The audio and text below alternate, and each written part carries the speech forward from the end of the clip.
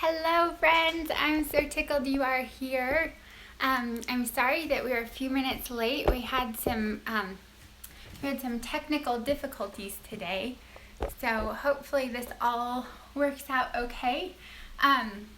We had trouble with, I was going to talk all about how to dehydrate onions, and my dehydrator wouldn't turn on, so that was not great. Hello, we have 3 people here. So anyway, I had to kind of do the whole switcheroo on our show today and figure out exactly what I was going to do. So we were kind of scrambling to get everything ready because all of the preparation that I had done already, I couldn't use right now. So I'm going to have to get my hubby.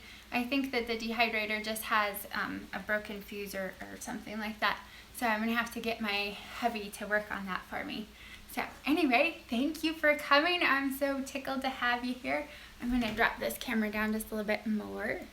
Oh, thank you guys. I'm glad you like my sweater. It is officially fall in Idaho now. It's cold. It's like, I think we're 40s and 50s, and we're getting down in the 30s at night. So it's cold in my house. I need to do some more baking. So I'm gonna pull up the chat here and see what we got going on. All right, I got it. We're getting faster at this, you guys. Oh, thank you guys. Everybody likes my sweater. How fun. I'm excited that it's sweater season again. It's kind of hard to believe, like, where does the year go? How does this happen that it's just like all of a sudden we're in sweaters again already? But it's kind of fun. So, oh, thank you, Heidi. She's throwing up links for me. All right, we have 2 awesome moderators in the house today. We have Todd, who is my faithful and loyal, most wonderful moderator who is always here. And Heidi from Rain Country is also here today, and she's been such a help. So I'm going to say hi to some friends because we've got a lot in the house already, and then we will get to talking about all of the fun and exciting things that I have going on behind me back here. So, all right. So we have Heidi from Rain Country. If you haven't seen her channel, you better get over there. She's awesome. Hello, Creating Essence, Todd, Brenda, Lisa, Victoria, Lois Ann, Therapy Gardening. That's fun. I haven't seen you here yet. Thank you for stopping by. Teresa, Tammy, Jan is here. It's moving on me. Brenda, and Lucky Robin's Homestead made it. Yay! If you haven't checked her out, she is so neat. I love going over to her channel. She has made the most amazing use out of her backyard, and she has food growing everywhere, and she feeds her family on a really tight budget, and she's just wonderful. So go check her channel out. Rhonda's here, Tammy, and the Bohemian Hobbit. All right, thank you guys. I'm so tickled to have ya. So fun. All right. Oh, and Tammy says it's 93 degrees there today. We're a little warmer today. We've had some rain, which has been absolutely wonderful to have rain, because we have had all these fires and everything. So I'm just so grateful for that. So, but today we're sunny, and I think it's supposed to get up to like a whole 60 degrees or something. Oh, Bridget from the Bohemian Hobbit. Hi, Bridget. It's nice to know your name.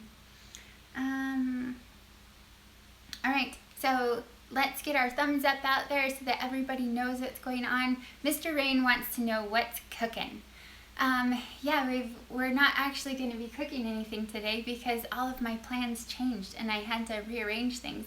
So we're just going to be talking about all this amazing food that I have behind me and how we're going to be able to take all of this and preserve it all through the winter. All right. Okay, so everything looks good. What I'm going to do today is I'm going to go ahead and just go through the presentation of the things that I want to talk about. So if you have questions, what I would love for you to do is put them in bold, and Todd, my most efficient and amazing moderator, is going to capture all of your questions, and then I'm going to save the question and answer for closer to the end of the video, and that way for those of for the people that are watching the replay, hopefully it's a little more cohesive for them. So if you guys could all please do throw out your comments and your questions and keep those going. But if you could just expect that I won't answer them until a little later in the show, that would be super. So thank you guys. All right, I'm going to check it one more time. So fun to see you guys. I just get excited when I see all your little faces. Okay, so let's talk about all of this amazing stuff that we have going on in the background back here, because this time of year is absolutely incredible. We have food that is literally laying all over our entire house. It is everywhere. I have jars of canned stuff over here and fermented stuff over there, and I have piles of cucumbers and tomatoes over here, and I've got pears, and then I've got pears lining the living room, and I've got boxes of peaches lining that room. There is food everywhere, and so I'm working my tail off to try to get it preserved, because right now we have access to all of this amazing food. It comes in literally by the wagon loads and by the dump cart and wheelbarrow loads, and so I want to take advantage of all of that, and I want to preserve it. So today is going to be a beginner's guide to food preservation methods. Now, I'm not going to teach you how to do all of these things in this video, because then this would be like a 5-hour course instead of just a video to cover it. But I want to tell you the benefits of all of these different methods of preserving your foods, and that way you'll have an idea of what you want to do for yours. Now, for those of you, I know we've got some really seasoned, awesome food preservationists here in the house, so you guys throw your suggestions out in the comments. If you could keep it on topic, that would be super awesome. But you know, if we're talking about dehydrating, then throw out your comments on dehydrating. Or if I say, well, I really like to freeze this, and you know another method to do with that, you know, go throw that out in the comments, because there is an enormous amount of shared knowledge that's here within the live chat, because I know you guys are amazing at what you do. All right, so anyway, let's talk about, first of all, what are the different methods? So I've got a lot of them lined up behind me back here. We have the dehydrator back in this corner, so you can dehydrate them, and that's where you take the moisture out of something so that it can is more shelf stable and it takes up less space. And then we have pressure canning, and we have water bath canning, and you can't see it, but I have a monstrous freezer over here to my left, and so you can freeze. So those are, oh, and fermenting, which is what we have going on over in these jars over here. So those are the different methods. Now let's break it down to each one, and we'll talk about each item, and maybe I'll take a little tiny break in between each one to say hi to all the people that are here, because that's the fun part about being live, is that I get to see your faces while you're here, while we're talking. All right, so let's start with canning. Canning is probably the most common, or the thing that that you see most when people think of food preservation. They think of canning. So all of these are canned, and that is where you have heat sealed these in these jars. They've been pasteurized so that bacteria cannot grow in there. You can do it with a water bath canner or a pressure canner. So let's talk about those. For pressure canning is going to be for low acid foods. So what is a low acid food? A low acid food is going to be something like a green bean, where it's a vegetable, or like potatoes or meat. Those are not acidic foods, and that has to do with the pH number, where it falls on the pH scale, whether it's acidic or not. So tomatoes, they are right on the edge. Most people water bath can those, but you want to put a little bit of lemon juice in there just to make sure that you have the correct acidity to can those. So pressure canning is for low acid foods. That's going to be meat, beans, carrots, green beans, potatoes, beets, chili peppers. There's probably a whole bunch more. Those are the ones that I like to do. I can't think of anything else. But you know, it's something where it's a dense vegetable. It's something that doesn't have a lot of acid in it, like a fruit or a tomato. And so those are the things that you are going to do in the pressure canner. Pressure canning is super fun. I love doing it because what you do is you pack your food in there, you put in some water, and you process it. The preparation is much less, and it just sits there. And this right here is a pressure canner. It's got a gauge, and it's got a weight here that rocks. And the reason that we pressure can things is that you can bring the food within the jar up to a much higher temperature. So these ones that have a lower acid content, they have to have a much higher temperature to be able to pasteurize them, which means that you're getting rid of and killing whatever bacteria is in there that would cause them to spoil. And that's why they can stay in these jars on the shelf for a couple years at a time. So that is pressure canning. And the benefits of that are long-term storage, and there's no refrigeration, no freezing required. It's really quite simple and easy. There's not a lot of equipment. And then the wonderful thing about this is since it's on the shelf, you don't have to wait for anything to defrost. You just take it out, dump it, and you're ready to make dinner. So it's healthy, fast food. I absolutely love having pressure canned things on my shelf. And Heidi says you can eat it right out of the jar, which is exactly right. That's my favorite thing. I love having meat and beans because you have an instant meal. And then if you have stuff like that to pour with it, you're just good to go. So if you haven't caught it yet, make sure you go back and watch last week's live stream, because we talk all about how to use your canned carrots. And those are pressure canned. So that should be helpful for you. Okay, so water bath canning. What are the benefits of water bath canning? Well, the same thing. They're going to sit on your shelf for a really long time. Most people suggest you use them within 2 years. They're not going to start going bad after that, but what's going to happen is they're going to kind of lose, the color will start to fade and the flavor will start to change, and the food eventually is going to kind of break down. All right, Todd, can you capture that question for me? All right, and then let's see. So when you're water bath canning, it's shelf stable. It's gonna last a long time, and water bath canning is super easy. All you have to do is you have to have some kind of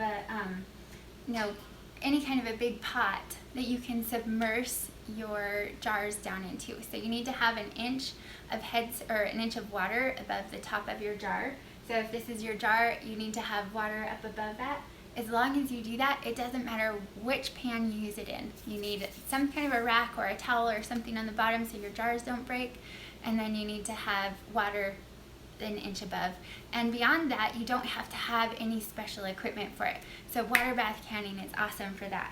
Now the things that I like to water bath can are peaches, any kind of thing that you pickle, which I usually ferment, but sometimes every once in a while I'll put up something pickled, and that's where you use a vinegar base. So then you can do vegetables in a water bath canner, but you really need that vinegar in there to be able to kill the bacteria. Otherwise it needs to go in a pressure canner. Okay, tomatoes, which you guys can see this gigantic bowl. This is a bushel of tomatoes that I picked up from a local grower. And I've got this all cooked and strained, and it's ready to go into jars today. So that's going to be my project this afternoon. I love doing tomatoes that way. And this is what it ends up looking like. And we just use it as a base for soup and stew, and or you can cook it down and turn it into ketchup or marinara sauce or anything like that. Okay, the other things that you can water bath can are apples. I love canning apples. You can do applesauce, you can do sliced apples, you can do apple pie filling. Do not put cornstarch in your apple pie filling though, or any other kind of starch. In fact, I like to just thicken it when I pull it out. I just cook it and put it in there, and then when I'm ready to use it, then I thicken it up. Okay, so that's water bath canning. So we covered the 2 different types. Now, like I told you guys, I'm not going to be able to teach you how to do it all today, but those are the things that I find are really, really effective for. Okay, I'm going to go ahead and check the live chat because you guys are so chatty today, which I love it. Okay, why not cornstarch is one of the questions. The reason that we don't use cornstarch is because it's very dense, and so you can't pasteurize it in a water bath.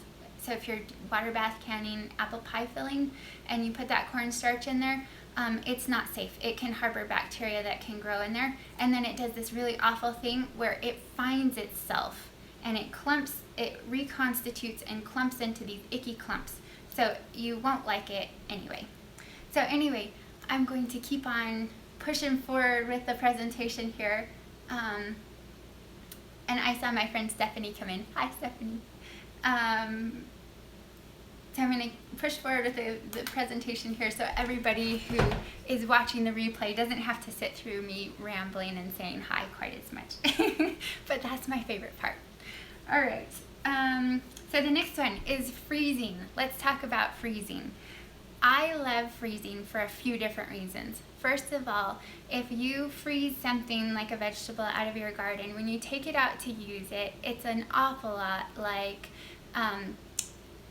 if you just picked it out of the garden and you're using it. So we do our green beans for the most part, we do freeze them. You'll see I've got some canned here, and I like to keep some on the shelf as a security thing, and just because I usually don't have enough freezer space to do everything that I want with the green beans. So some go into jars and then the rest go into the freezer. The other thing that I like about it is you don't have to do you don't have a long processing time. So, you know, they have to be cooked at a high temperature for a long time. And I feel like you preserve a lot more of the nutrients when you can freeze it. But the downfall to that is, you know, if something goes out on your freezer and you're not checking it regularly, then you can lose your food, or, you know, just having enough space. I have 4 freezers here, 2 fridge freezers and 2 chest freezers, and it takes up an enormous amount of room, and I'm sure it consumes quite a bit of electricity. So if those aren't options for you, then that's not going to be a great option to have all of your food put in the freezer. Plus, I think diversity is a really, really good thing.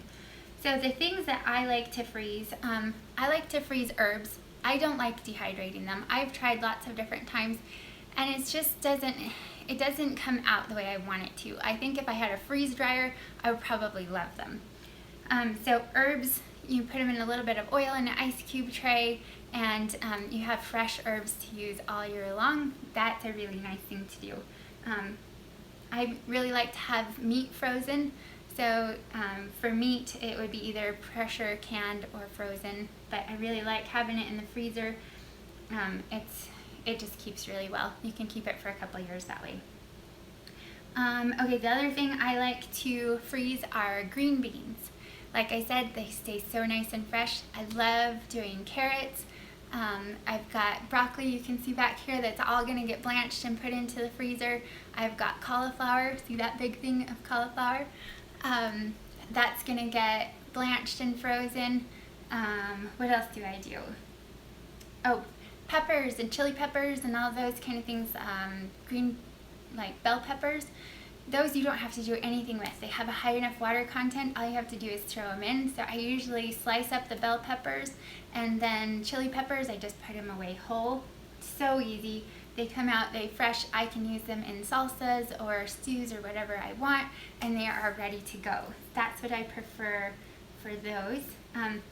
You can also do onions. Now, I have to tell you guys, I got a really good deal on onions a few years ago, and I was all excited about it, and I couldn't use them fast enough. So I decided I'm going to freeze my onions. So I chopped them all up really nicely, and that was really wonderful. But I just had Ziploc bags, so I threw them in Ziploc bags. And within about a month of putting them all in the freezer, because we're talking about 20 or 30 pounds worth of chopped onions in the freezer, that all went into the freezer, and pretty soon all of my fruits started to taste like onions, and my meat came out like already pre-seasoned. So There's a lot of people that are suggesting vacuum sealers. That would be really, really good if you're putting onions in the freezer. What I ended up having to do is I wrapped them all up in several different bags, and then I stuck them in insulated bags that were a zipper, and I closed them all up in there and like in trash bags and put them in there. So it was kind of a pain when I wanted to use them though, because I had to unpack all of this stuff. So, you know, if you have a freezer that's dedicated to meat, then you could probably put something like that in there, but it gets kind of tricky. So, you know, I'll do small quantities of onions, but if you're going to put 20 pounds away, it might not be the best plan. So, all right, the other thing that I like to freeze, I love to freeze fruit, because there again, it's just like it's fresh. We will pull it out and almost defrost it, but if you can't quite get it defrosted, or I mean, if you don't quite defrost it all the way, then it's almost like eating fresh fruit in the winter. So that is a really wonderful thing. All right, so that covers freezing. Somebody says they don't have time to wait for their question. I am sorry. I will answer all of the questions at the end, so check the replay and it'll be there. So thank you so much for stopping by. It's so fun to have you here. All right, next one is going to be dehydrating. So right over here we have the dehydrator, and I love my dehydrator, except for today it doesn't want to turn on. So I'm gonna have to have my husband figure out if there's a blown fuse or something in there. Back here in the dehydrator, what it's for is what it says. It's just dehydrating. It takes the moisture out of the food, and then you can store it, because without moisture, then bacteria can't really grow in your food. So the things that we like to dehydrate, and the benefits of it are that your food is live when you do this. You can dehydrate it at a low enough temperature that you don't have anything, dying. Your nutrients can stay alive. So like vitamin C, you know, it dies at a very, very low temperature. You need to be able to keep that at a low temperature to preserve all those nutrients. So that's one of the really big benefits. So a lot of raw foodies will dehydrate a lot of stuff, and it's really, really wonderful. So anyway, that's one of the benefits. The thing that frustrates me about dehydrating is it takes a very long time. It's a long process, and it sits there and it works all by itself. It's not that big of a deal. But it sits there and slowly dehydrates, and then the biggest problem is that, you know, I'll take this huge thing of apples and I'll slice them all up, and then I put them away in a small bag, which is wonderful for putting it away, and it's wonderful for saving space. But then my kids think that they should eat the whole bag in one sitting. So then I've taken an entire box of apples and turned it into like 2 or 3 days worth of snacks. And so that's something that really frustrates me about dehydrating. So I'm kind of specific about what I do and do not dehydrate. And then, you know, this is going to vary based on your family and your needs and all of that. Your family, you know, might not go through things quite so quickly, or you might not have as many people, and maybe you don't have a lot of space. And in that place, you know, that would be really beneficial. I know there's a lot of people that will do a lot of their veggies and they'll reconstitute them in their soups, and it's really wonderful, and you don't have to have space for jars. So, you know, this is going to depend on your situation. All right, so the things that we really, really like to do, and this is just a treat, you know, we don't do a lot of them because of the amount of food that it does consume. We make fruit leather, and I usually use an apple or a pear base for making fruit leather, and that is really, really delicious. Last year we did pear and raspberry leather, and that was so amazing. So one tip, if you are buying a dehydrator, make sure you get one with a temperature setting, because if you don't, then you will have your food getting up at a higher temperature than you want, and you won't be able to store it raw. All right, so the other things that are really, really good in the dehydrator are apple slices. Like I said, they are a treat and they're really wonderful. Pear slices. Zucchini is really good in there. You can make zucchini chips with a tiny little bit of cayenne pepper, and they're really delicious with some salt and pepper. Or you can reconstitute them in soup. That works really well. And then onions and garlic. If you guys haven't ever tried homemade garlic powder, wow, that is incredible. There is no comparison to what you get in the store. But that I do store in the freezer because it'll go rancid after a little while. All right, and then onions, that's what we were going to do today. We were going to talk all about how to dehydrate onions, and you know, you can buy a whole jar of dehydrated onions and they reconstitute really quickly. So that's why they're super fun and really easy to work with. So those are the things that I like to dehydrate. There is one more topic and then we are going to get to the questions because they are flying by, you guys.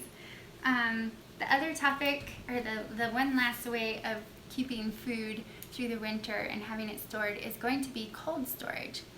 So cold storage is where we keep our potatoes. Some people have been successful at keeping carrots, root vegetables, sometimes even cabbages. It just depends on your setup. So the things that we keep in cold storage are just potatoes, onions, and we do our winter squash, which I don't actually put it down where it's cool. It does better at room temperature. So winter squash stays up here scattered all over the house for all of the winter as we slowly work through it. And potatoes like to be in a very cold or very cool, dark place. So that's what we do. And then onions, I just keep them in baskets because it's not very humid down in our basement in the winter. It's quite dry. If you are in any kind of a humid location, though, make sure that they're hanging and there's really good air circulation around them. Otherwise, they'll end up kind of smashing each other and holding that moisture in their skins, and they will rot. All right, so that was a huge information dump, you guys. I hope that it's super helpful, and now I'm going to go back through and answer all of your questions. So I feel like I put a lot of work on Todd. Hopefully he was able to find them all and gather them all, but I'll try to scroll back through here and pick them up a bit at a time. All right.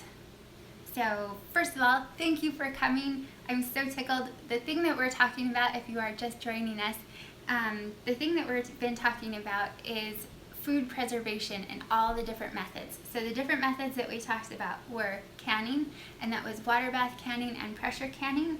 We talked about, oh, we didn't talk about fermenting. I'll have to come back to that because the questions are starting to come in. Fermenting, freezing, dehydrating, and cold storage. There's 6 different things. So fermenting, we've talked about that a lot in the last couple of shows, so go catch those shows. But that's what we have going on back here. It's live food that's full of probiotics. All right, so here's the question. Let's see. Something I've seen survive decades. How can I prep peanuts for decades of storage? Oh, peanut butter. Oh, that's a really good question. I've never stored it for decades. So that's something that I am not going to be able to help you on, but what a cool thought. So we'll have to find a peanut expert. What's the best way to revive pressure canned foods? Okay, so if you guys go back and watch last week's live question and answer, I talk all about how, and I even did a recap for you, a short one, how you can kind of liven those back up again because they do tend to get really mushy. So things like the green beans here, I will put into soups and stews where it doesn't really matter. It takes on all the flavors of everything around it, and that works really good. The other ones, you know, anytime that you can put it in a pan and saute it, like potatoes are something a lot of people are scared of. I cut those into small chunks.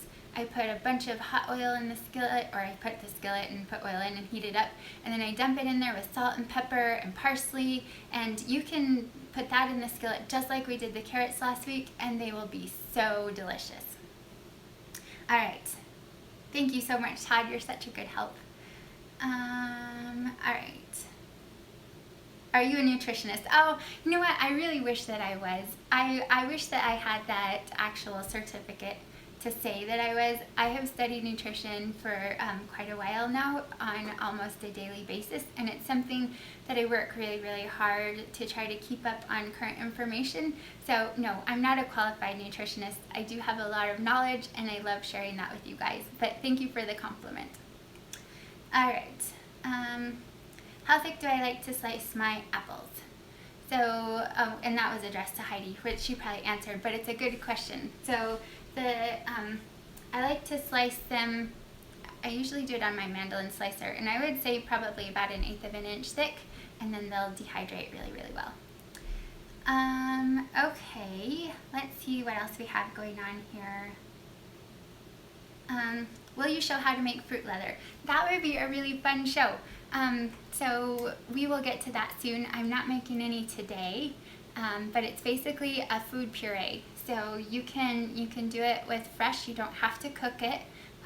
You make a food puree, so using apples or pears, and you can flavor it with other fruits if you want, like we like to use raspberries. And then I'll show you on the trays here.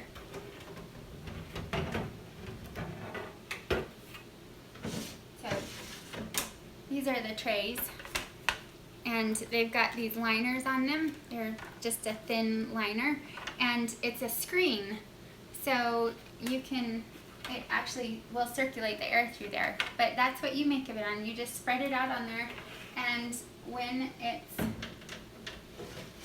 all dry and it's not pliable, then, I mean it still will be pliable, then your fruit leather is ready. And it takes quite a while, but it's really, really wonderful. Okay.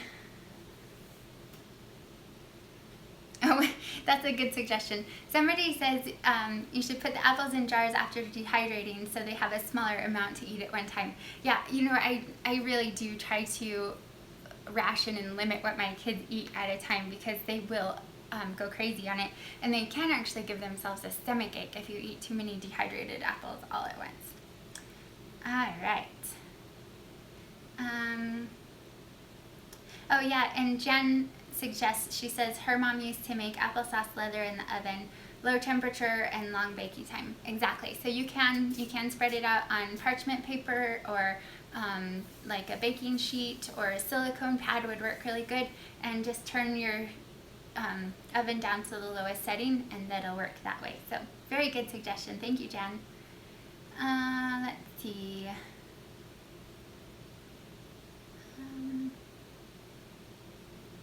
So I know that Todd gathered up all the questions. I was just checking to see if there was anything else that I needed to talk about all this.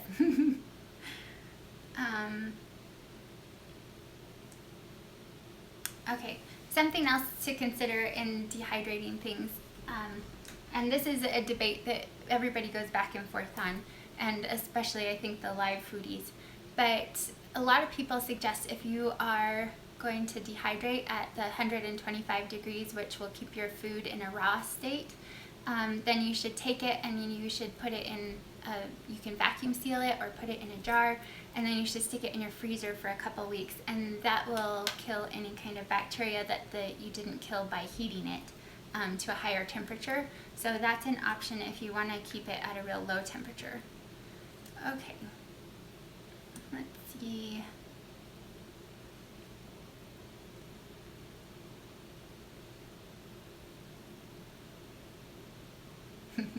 So Roberta's Artistic Adventure says they have an older zucchini that sat on the counter for about a month. They sliced it up and cored out the center. It's been sitting for about 5 days and slowly drying out. Tastes good, but not done yet. That's very cool. I don't know if you guys know this. I'll just throw this out there for you as kind of an additional tip.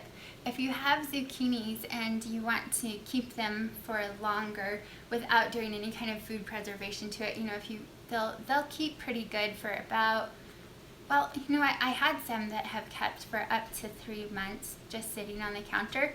They really like room temperature.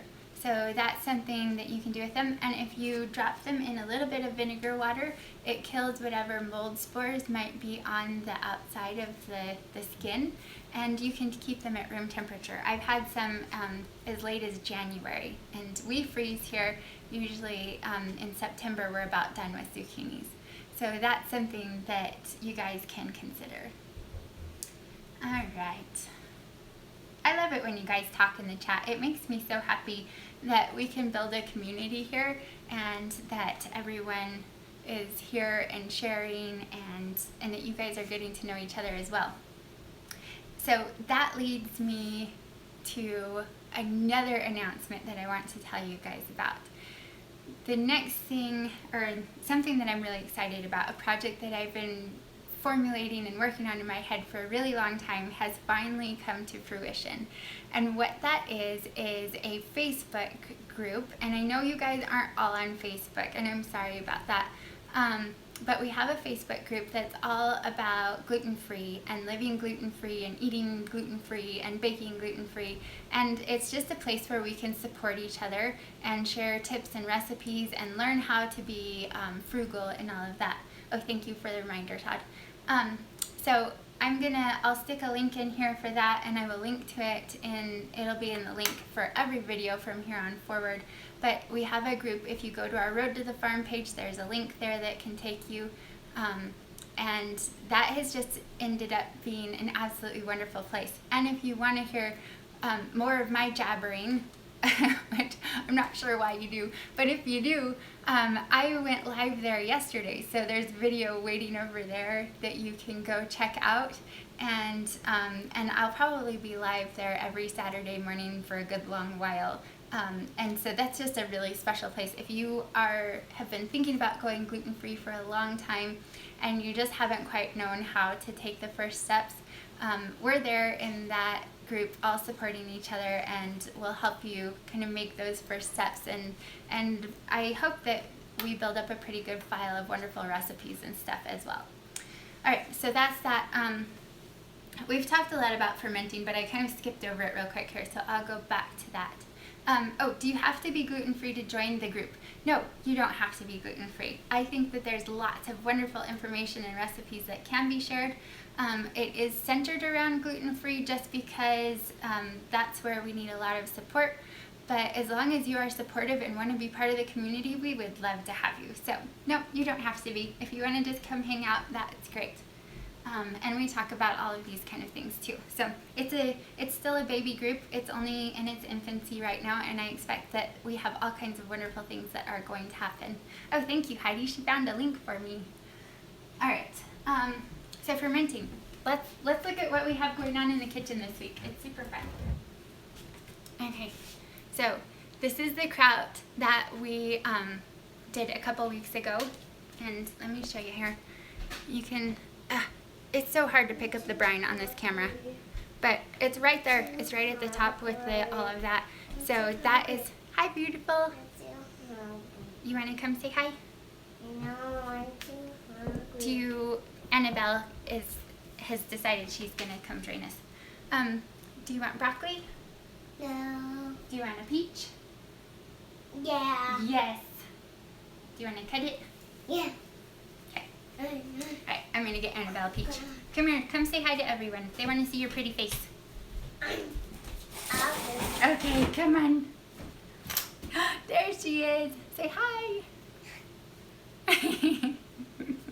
Good job. Okay, I'm going to split this peach open for her real quick. Okay, here we go. Come on. Oh, come on. Is it good? Mm-hmm. I love peach season. Alright, so anyway, that's one thing that I have fermenting. I still have pickles going on, and I'm still bringing some more pickles in. Everybody says hi to you. They're saying hi, Annabelle. Hi. And this is a new one that I just started last night. Can you guys tell what it is? It's cauliflower. So this is cauliflower, and it's done in a saltwater brine. It's supposed to sit for just a couple days, so we'll see how it goes. I'll probably check it tomorrow, but it's already starting to bubble, and I just packed it last night. And I put some curry powder in there because that's supposed to be really good. Yeah, do you see her? Is that Annabelle? So that's something to consider. It should be fun. I tasted some the other day, and I thought it was really wonderful. So if you're going to ferment, you can ferment veggies of all sorts. You can do carrots, you can make dill pickles, you can do sauerkraut. Heidi just did a whole bunch of garlic. She makes fermentation starter with all of her fruits and stuff like that. There's so many things. You can make drinks, you can do salsa. It's kind of amazing. So you get all of these healthy benefits of keeping it raw and live and all of that. All right. Let's see. Bonnie says, okay, sweet girl, thank you. I started kombucha 3 weeks ago. What should I be seeing now? I do not see a SCOBY. That's going to depend on how you started it. So usually you want to start it with a SCOBY. I don't know quite what your culture was, or are you trying to grow it from store-bought? Maybe you could give me a little more information and then I could help you out with that. All right. I'm dirty. Are you dirty? Yeah. Rick. Yeah.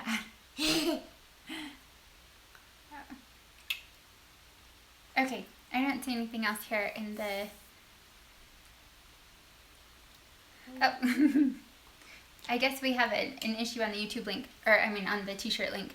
If you guys are interested in Road to the Farm t-shirts at all, you can catch, there is a link at the bottom of every video, or in the description of every video, that goes right to the t-shirt store. So if the one that we're prepping out here doesn't work, check that one out and see how that works. Okie dokie. Yes, store-bought. Okay, so it can be really hard to start kombucha from a store-bought SCOBY. Because it does create a certain amount of alcohol, they have to be really careful. So what you get in the store is weaker than what you can grow at home, which means it's much harder to start a SCOBY from that. I would recommend that you get on Facebook and see if you can get a local SCOBY. If you can't do that, you're welcome to post on my page. I don't know if there's anybody else that has a SCOBY, but you can also get them from Amazon for just a couple dollars. Nettles and Knitting says, I grew a SCOBY from store-bought. It took a while, but it turned out wonderful. Good. She says she used the GT's plan, so check out the GT's plan. All right. Looks like we're buffering a little bit, guys. I'm sorry about that. Are you entertaining us all? Yeah. So yeah, as far as kombucha goes, I do think that it's better to actually purchase one, and you can buy it on Amazon for just a couple dollars.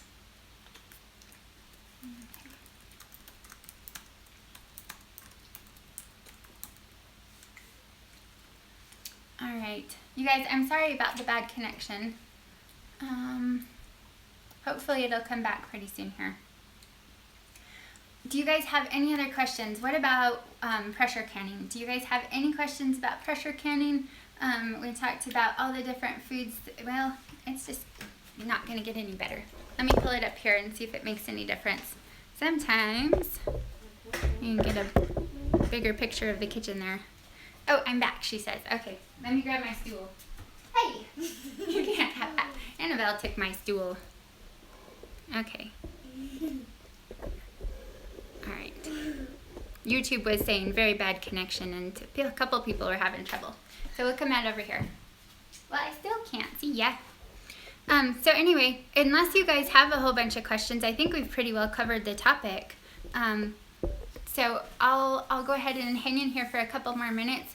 But if you have any questions about fermenting, if you have any questions about, hi Annabelle, water bath canning or pressure canning. Okay. Oh yes, thank you. How do you pressure can on a glass stove? All right. The thing that is really, really, really important that you guys know about pressure canning on a glass cooktop is you need to check with your manufacturer's instructions. So some manufacturers say, yes, that's okay, and some of them say, do not do it. So if you do not do it, then, or if your wife, sorry, I just saw a comment.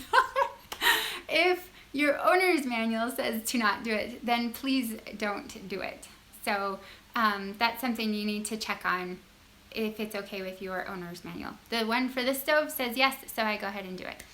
You can also, if you can't do it that way though, you can get a little burner that sits on the side, and you can do all your prep work on your stove, and you can on those little induction burners, or there's a couple different types of burners that you can get, and they don't cost very much. So just set it beside your stove and you're good to go. I also have a Camp Chef that I use outside, and that works really good. It's way more efficient, it's way more cost effective than doing it in the house, and so I do that all the time. So that's something that you'll want to consider. Hi, And then, Mama. hi. Heidi says, I think they say not to, just to protect themselves, which is true, I think, in a lot of ways.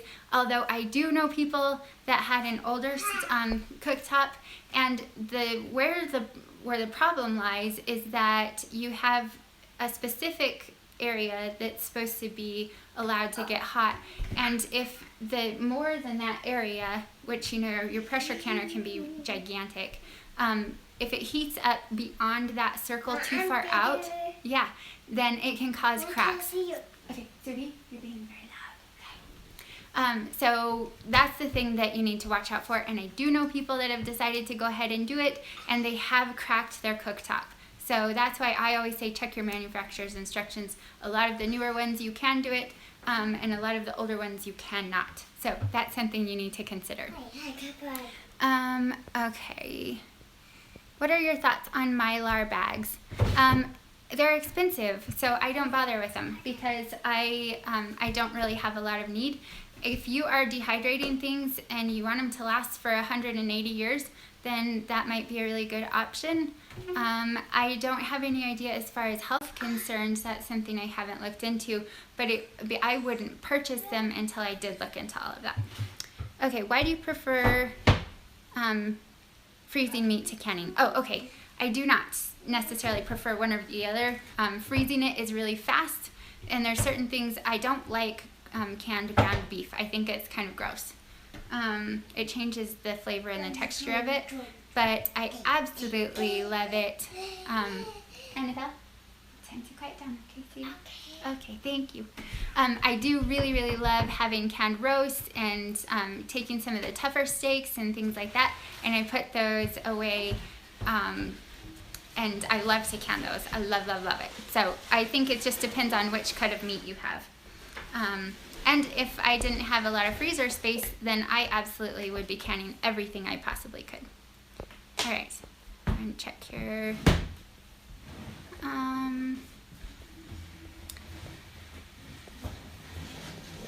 Okay. Diane says her new ball water bath canner is larger than her burner. Yeah, and that's the trouble. With this water bath canner, the bottom of it is the same size as the pan, whereas with the pressure cooker, it has another little plate that's the same size as my burner, and I think that is part of the reason why it works on the glass cooktop. So that's another thing to consider. All right. I think I gathered all the questions. I'm just reading them here real quick just to make sure. Oh, okay. Creating essence. This is an awesome question. Is there a particular guidebook or site for canning that you like or see as quality? I've seen some recommend ball canning guide and others say no. The ball book is supposed to be a really good one. It's not one I've used. My most favorite one is upick.org, and I'll try to remember to put a link in the video for that, but that's all it is, upick.org, or you can, if you want to, let's say, can apples, just say canning apples upick, and it'll come up. It's an amazing site. All of their times and all of their recommendations are all follow the guidelines from the National Center for Food Home Preservation, I think is what it's called. And they have step-by-step instructions that are really clear. That is how I learned to can, and I absolutely love it. Another one is simplycanning.com, but those recipes are not the basic ones. Those are much more involved recipes. So I don't end up on that site quite as often, but it is a site that you can trust, and you don't have to worry about whether or not it's safe or not. So, hi Annabelle. All right, so I think unless you guys have any other questions, I think we've pretty well covered everything. Yeah, Diane says, I just bought a 3-burner camp stove for this, but the weather is changing. I know that's always what happens on me too. I'm ready to do all these things and get all this stuff canned, and it's starting to get cool outside, and I'm like, woo! So I put it outside the door, and I run out, and I work on it, and then I run back in, and so I do my prep work in here, and I carry the canner out there, and it works pretty good. But yeah, I know. It's either we're working when it's too hot in the kitchen, or we're working outside when it's too cold outside. That's just the way it goes. Okay, oh, Echo has a question. Echo says, in a ferment, what if a piece of cabbage or carrot, etc., is above the liquid level, maybe stuck to the side of the jar or sticking out above it? is it all ruined? So it's going to depend on which vessel you use. If you're using something like these Fido jars, they have a good enough seal on the top. It's not a very big deal. So these ones, as long as you're not opening and closing like crazy, it's okay if there's a couple up here because they're not going to dry out. And there's no oxygen in that jar, because what happens in a jar like this, because it's got this really great seal, the gases can push out because it's not sealed as in the way that it would, you know, if you can something kind of sealed, but it is going to, it's going to push the oxygen out, and it's not going to allow the oxygen back in because the pressure inside the jar is greater than the pressure outside of the jar. So that's why these are like the miracle jar in my book. So it doesn't really matter. If you are doing it in a crock and you've got a piece that's sticking up or stuck on the side, no, it's not ruined just because it happened right away. But you do want to check if you are doing it in a crock or just an open mason jar or something like that. You want to check your ferments daily as they're fermenting, so that you can, you know, get the seeds off of the top if you're doing pickles, or you can make sure the kraut all stays under the brine. That is all something that's really, really useful. So I hope that answered your question, Echo. And then somebody else threw something out there. Laura says, you make canning seem so easy. I can't wait to get started. Laura, I absolutely love that. It's wonderful. If you guys haven't seen it yet, make sure you go back and I'll show you. See the tomatoes here? I'm working on doing tomatoes. And I have a video all about how I do that. It's so easy. And that's my whole thing with canning. That is my canning mantra. I want to make sure that whatever you do it simply so that you can use it in lots of different forms. And it looks like we're going to buffer again for a little bit, guys. So 2 more questions real quick. Do you prefer canning most foods in their simple form? Yes, I do. I don't like fancy recipes. I don't find that I use them very often, and it takes up an enormous amount of my time and brain energy, and I don't have a lot of that. Okay, what do fermented foods taste like? Okay, fermented foods are really delicious. So if you are making pickles, you can make them and they will sour in the most delicious way instead of being very vinegary. And so I really love having pickles. Kraut is something that has kind of a sour but fresh taste to it. It's hard to describe. I did salsa not too long ago, and it tasted just like fresh salsa. And the same thing with these cauliflower. They will only be sitting here. They only need to ferment for a couple days, and then they are refrigerator stable for an entire year. So they will still be really crunchy, and they'll be infused with just all that yummy, delicious curry flavor. And it's just kind of, I don't know, it's hard to describe. They can have kind of an effervescence to a fermented food. It's something that usually you kind of have to taste in small bites and kind of get used to. But as you get used to it, then you crave them because of all the benefits for your body, and you start to balance out your gut bacteria. Then it's something that your body really wants. And she's asking, do your kids like it? My kids love it. My kids are crazy about ferments, and they will gobble them up faster than I can make them. So they'll go through a jar of kraut really quickly, and that just tickles me to bits. I think it's, if you haven't eaten a lot of sauerkraut and you want to kind of get used to it, we did something the other night that was really delicious. We made rice, and then we also what did I do? I had rice, and then I cooked it with a roast, or I had a roast on the side, and then with this, and it was so good. So she says she tried kimchi and she didn't like it. Creating Essence says, is your sweater hand knit? Oh, I wish that it was. I love to knit. I've never done anything as big as a sweater. In all honesty, it's a Walmart special. But I do love it, and I would knit it in a heartbeat if I don't have the patience to get that bad or to do that much. So, all right. Any connect connection is really awful, and I think it's time for us to wrap this show up. I think we've covered everything really well. So make sure you guys check out our Facebook page. Oh, here's one more question. I don't know. I'm sorry that I have to always be moving around. It's so obnoxious. So if you can hear me, the last question was, how many hours a day do you spend on food preservation? So this time of year, you know, I haven't done that much this year. I think maybe, you know, it'll be an hour one day, it'll be 2 hours the next day it'll be 12 hours, and the day after that I won't have to do anything for a little while again. It just depends on how much is coming in. But, you know, all in all for this year, I think maybe I've spent 20 hours on food preservation. It hasn't been that much. So anyway, that's all. Thank you guys so much for coming, and we will talk to you again. Oh, I will be live on Facebook on Tuesday, and that's on the fibromyalgia inspiration page. So we'll talk to you later. Bye. Okay, how do I finish now?